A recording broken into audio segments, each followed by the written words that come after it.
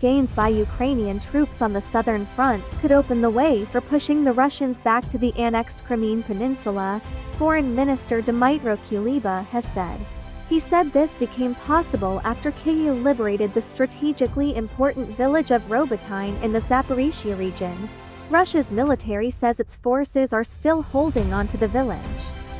Ukraine seeks to cut the land corridor to Crimea, which Russia seized in 2014. By doing so, Kyiv would split into the land Russia occupies in southern Ukraine, making Moscow's supply lines more complicated.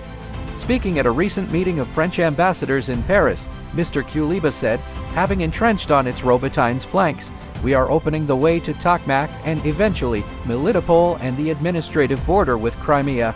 The Russian-occupied cities of Tokmak and Melitopol are key military and logistical hubs for Russia. Mr. Kuleba stressed that Ukraine's counteroffensive launched in early June was continuing, but admitted it was an extremely difficult task. He described how one group of 31 Ukrainian fighters had literally crawled on their stomachs through kilometers of minefields, eventually making it possible for a brigade to retake Robotyne. In its Wednesday's report on the battlefield situation, Ukraine's military also said its forces had success in the direction to the south and southeast of Robotyne, but Russia's military said its troops had repelled 9 attacks by Ukrainian forces in the Robotyne area, as well as around the Verbov village to the southeast.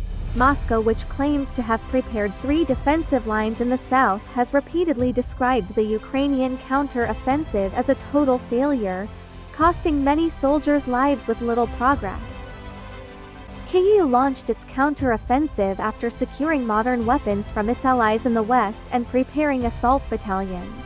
However, progress has been slow, and there have been reports of some disagreements on war tactics between top Ukrainian and American generals.